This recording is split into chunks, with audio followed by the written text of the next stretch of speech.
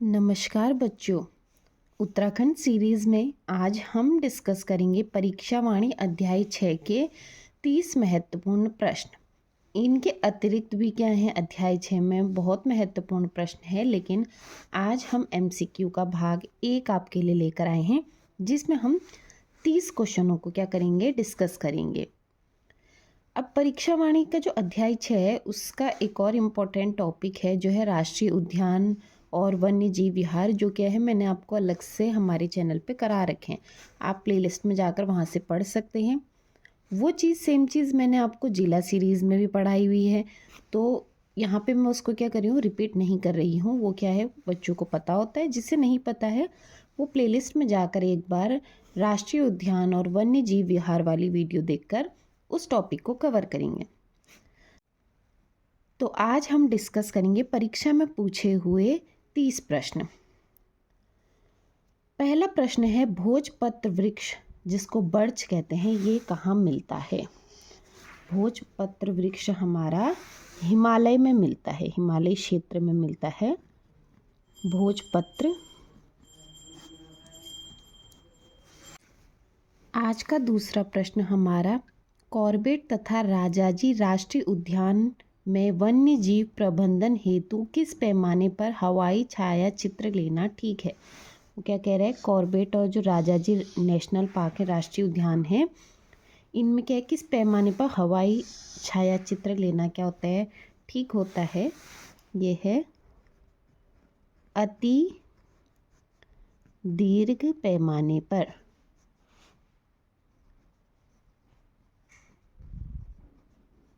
ये प्रश्न परीक्षा में पूछा हुआ है, ठीक है। अगला प्रश्न है, कौन सा राष्ट्रीय उद्यान टाइगर रिजर्व है। कौन सा नेशनल पार्क क्या है, टाइगर रिजर्व भी है, तो वो आप सबको पता है, कॉर्बेट नेशनल पार्क या कॉर्बेट राष्ट्रीय उद्यान है। ये क्या है, हमारा टाइगर रिजर्व भी है। आज का चौथा प्रश्न, भारतीय वन जीव संस्थान स्थित है। अब वन वाला हम चैप्टर पढ़ रहे हैं, तो वन जीव संस्थान कहाँ स्थित है ये भी पता होना चाहिए। ये हमारा देहरादून में स्थित है। अगला प्रश्न, दयारा बुग्याल किस जिले में स्थित है। जहाँ मैंने आपको सारे बुग्याल कराए हैं वहाँ ये भी बताया था, और ये किसी चीज़ के लिए फेमस भी था, आपको पता होगा। नहीं पता है तो आप वीडियो देखें और मुझे फिर बताएं। दयारा बुग्याल कहाँ है, कौन से जनपद में स्थित है। यह उत्तरकाशी में स्थित है। अगला प्रश्न आज का, हस्तशिल्प सामग्री मोस्टा बनाया जाता है। हाथ से बनाया जाता है मोस्टा, ये बनाया जाता है आपका रिंगाल से। हस्तशिल्प सामग्री मोस्टा बनाया जाता है रिंगाल से, रिंगाल पेड़ है। अगला प्रश्न, भारत का प्रथम राष्ट्रीय पार्क कौन सा है। ये तो आप सबको पता है, जिम कॉर्बेट राष्ट्रीय पार्क हमारे देश का क्या है, प्रथम राष्ट्रीय पार्क है।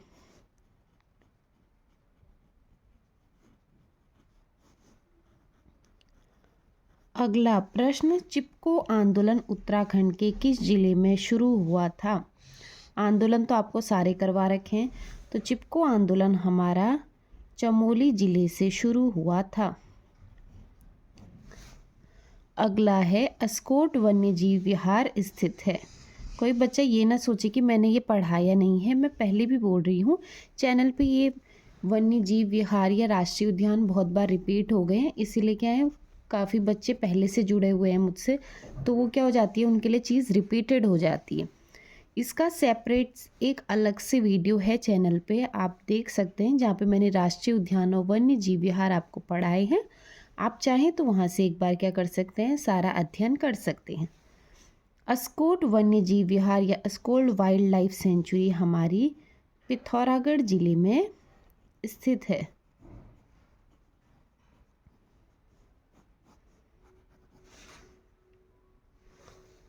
अगला प्रश्न हमारा, राज्य में पशु चारा उपलब्ध कराने वाला वृक्ष।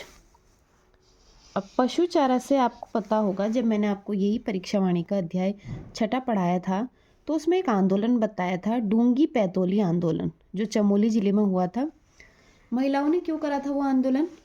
क्योंकि बांज के वृक्ष काटे जा रहे थे।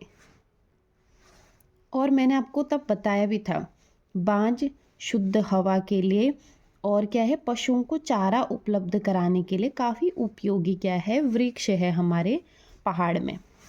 तो राज्य में पशु चारा उपलब्ध कराने के लिए कौन सा वृक्ष है? बांज का वृक्ष जाना जाता है। और इसी बांज से रिलेटेड आपका एक आंदोलन भी हो गया, डूंगी पैतोली आंदोलन, जो कि चमोली जनपद में हुआ था। अगला है फूलों की घाटी स्थित है। अगर जिला पूछे तो चमोली, राज्य पूछे तो उत्तराखंड। अगला है उत्तराखंड में कांचुला खर्क क्या है? कांचुला खर्क है, ये इम्पोर्टेंट क्वेश्चन है। कांचुला खर्क है एक कस्तूरी मृग प्रजनन केंद्र। मृग प्रजनन केंद्र, केंचुला खर्क क्या है? एक कस्तूरी मृग प्रजनन केंद्र है। अगला प्रश्न, राज्य में जड़ी बूटियों की प्राप्त होने वाली कितनी किस्में हैं?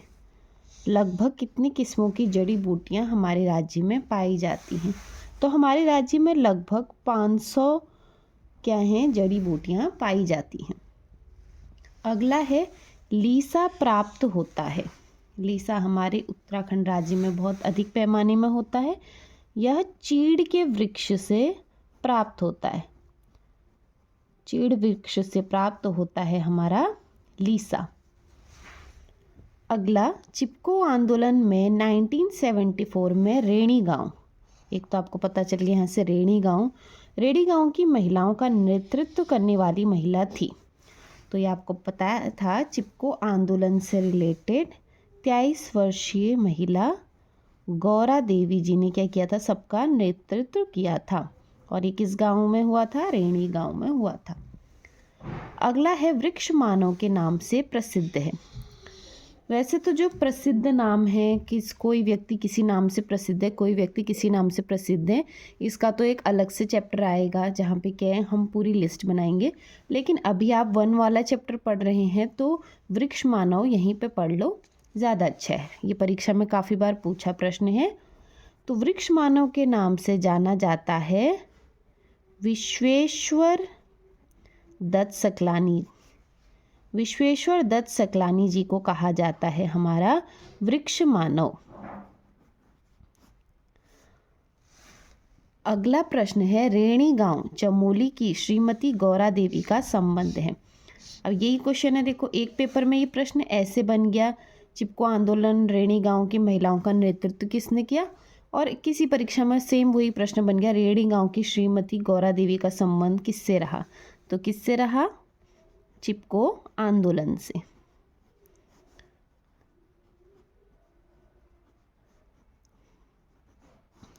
अगला प्रश्न है, वर्ल्ड हेरिटेज साइट विश्व धरोहर स्थान है। तो विश्व धरोहर स्थान हमारा, ऑप्शन देख के आप टिक करेंगे, नंदा देवी बायोस्फीयर रिजर्व। ये प्रश्न इसी हिसाब से बना था, तो मैंने ये ऐसे ही आपको करा रखा है कि 4 ऑप्शन दे दिए और प्रश्न बन गया कि वर्ल्ड हेरिटेज साइट या विश्व धरोहर स्थान कौन सा है? तो नंदा देवी बायोस्फीयर रिजर्व हमारा वर्ल्ड हेरिटेज साइट है। अगला प्रश्न, सर्वाधिक जैव विविधता पाई जाती है। तो सर्वाधिक जो जैव विविधता पाई जाती है वो पाई जाती है हमारी फूलों की घाटी में।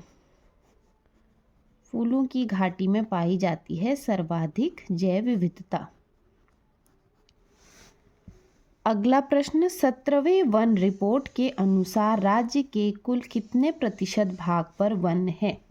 17वें वन रिपोर्ट के हिसाब से बताना है तो 45.44% भाग में हमारे क्या है? वन है। अब अगला प्रश्न हमारा, वन अनुसंधान संस्थान कहाँ स्थित है? तो वन अनुसंधान संस्थान हमारा देहरादून में स्थित है। अगला प्रश्न है, किस वृक्ष को उत्तराखंड का वरदान कहा जाता है? अब आपको पता है पशुओं को क्या है, चारा दे रहा है, शुद्ध हवा दे रहा है, शुद्ध वातावरण फैला रहा है, छाया दे रहा है, और तो और इस वृक्ष के पत्ते क्या हैं, जानवरों के लिए भी क्या काम आते हैं। जो सूखे पत्ते होते हैं वो तक क्या करते हैं, जो पशु चारक होते हैं उनको समेट के घर लेकर आते हैं और क्या करते हैं, उसका जाड़ों में उसका मखमला सा बिस्तरा बनाते हैं जानवरों के लिए। तो ये वरदान है एक तरीके से, वो है बांज का वृक्ष। मतलब इसके हरे पत्ते से लेके सूखे पत्ते से लेके सब क्या हैं, कितने फायदेमंद हैं। अगला प्रश्न है, कैंसर उपचार के लिए टेक्सोल नामक रसायन उत्तराखंड के किस औषधि वृक्ष से प्राप्त किया जाता है? एक तो क्या हो गया, कैंसर उपचार के लिए टेक्सोल नामक रसायन प्राप्त हो रहा है, फिर उत्तराखंड के एक औषधि वृक्ष से प्राप्त हो रहा है। अब उस वृक्ष का नाम पूछ रहा है, तो वह वृक्ष है धुनीर। ये इम्पोर्टेंट है, थोड़ा सा हटके क्वेश्चन है ना, तो ऐसे क्वेश्चनों को अलग से लिख लिया करो। अगला है, फूलों की घाटी के अन्य नाम। फूलों की घाटी को बहुत सारे नामों से जाना जाता है, जैसे से बैकुंठ, अलका, पुष्पावली, फ्रैंक स्मिथ की घाटी, भ्यूंडार पार्क, नंदकानन, न जाने क्या क्या नाम से। तो आप जो मेन है वो है, देख लीजिए, पुष्पावली, बैकुंठ, अलका, नंदन कानन, और फ्रैंक स्मिथ ने इसकी खोज करी थी तो इसको फ्रैंक स्मिथ घाटी भी कहा जाता है, और भ्यूंडार पार्क भी कहा जाता है क्योंकि भ्यूंडार घाटी में स्थित है, ये आपको पता है। अगला प्रश्न है, कॉर्बेट राष्ट्रीय उद्यान का क्षेत्रफल कितना है? तो ये क्षेत्रफल काफ़ी बार पूछा जाता है।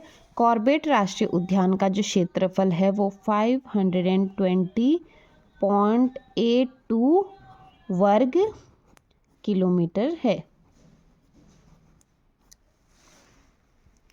अगला क्या था, मैच द फॉलोइंग टाइप से भी क्वेश्चन बनते हैं कि इसको मैच करो। इसमें देखो आपको एक साथ कितनी चीज़ें पता होनी चाहिए। ये 2600 क्वेश्चन अलग है, 2700 क्वेश्चन अलग है। विंसर वन्य जीव विहार कहाँ स्थित है? ये पिछले साल न्यूज़ में भी काफ़ी रहा था क्योंकि यहाँ जंगल में क्या हुआ था, बहुत भयंकर आग लगी थी जिसमें हमारे क्या है, राज्य के 4 वन्यकर्मी शहीद हुए थे। विंसर वन्य जीव विहार हमारा अल्मोड़ा जनपद में स्थित है। अगला है मालन पशु विहार। मालन पशु विहार हमारा पौड़ी गढ़वाल में स्थित है। तो आपको जब पता होगा तभी आप क्या करोगे, मैचिंग भी कर पाओगे, मिलान करके सही उत्तर दे पाओगे। अगला है अस्कोट वन्य जीव विहार। ये तो प्रश्न पहले भी बन गया था हमारा, तो अस्कोट वन्य जीव विहार हमारा पिथौरागढ़ में स्थित है। अगला प्रश्न हमारा 27वां, गोविंद राष्ट्रीय पार्क। ये भी मिलान करने का ही है। गोविंद राष्ट्रीय पार्क हमारा उत्तरकाशी में स्थित है। अगला प्रश्न, कॉर्बेट नेशनल पार्क। तो कॉर्बेट नेशनल पार्क हमारा नैनीताल और पौड़ी गढ़वाल में स्थित है, नैनीताल व पौड़ी में। अगला, नंदा देवी पार्क कहाँ है? तो नंदा देवी पार्क और फूलों की घाटी दोनों हमारा क्या है, चमोली जनपद में स्थित है। अगला, जैव आरक्षित क्षेत्र आप सभी को पता है नंदा देवी है, जिसको नंदा देवी बायोस्फीयर रिजर्व भी कहते हैं। तो ये क्या है, जैव आरक्षित क्षेत्र है। अगला प्रश्न, महाभारत में वर्णित नंदकानन को वर्तमान में कहा जाता है। अब आपको यहाँ ऊपर प्रश्न में मैंने बताया था ना, फूलों की घाटी के अन्य नाम नंदकानन भी है। तो नंदकानन को वर्तमान में फूलों की घाटी कहा जाता है, फूलों की घाटी कहा जाता है। फूलों की घाटी के अन्य नाम भी आपको क्या होने चाहिए, पता होने चाहिए। देख लो प्रश्न कैसे बन रहे हैं। अगला है राज्य में सर्वाधिक क्षेत्रफल वाला वन्य जीव विहार, वाइल्ड लाइफ सेंचुरी कह रहा है, तो वो है हमारा केदारनाथ वन्य जीव विहार।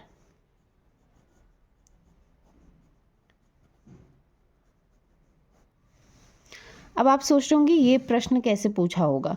ये प्रश्न 2 बार पेपरों में पूछा गया, अलग अलग तरीके। और प्रश्न ये था कि फूलों की घाटी का निम्न में से कौन सा नाम नहीं है। यानी कि 3 नाम तो उसने जो फूलों की घाटी के नाम है वो दिए, चौथा अलग सा दे दिया। यानी कि आपको सारे नाम पता होंगे तभी तो आप फूलों की घाटी का कौन सा नाम नहीं है वो क्या करोगे, टिक कर पाओगे।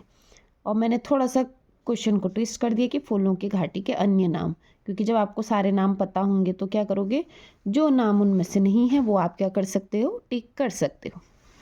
इसके अतिरिक्त भी क्या है, परीक्षावाणी अध्याय 6 में बहुत सारे प्रश्न हैं।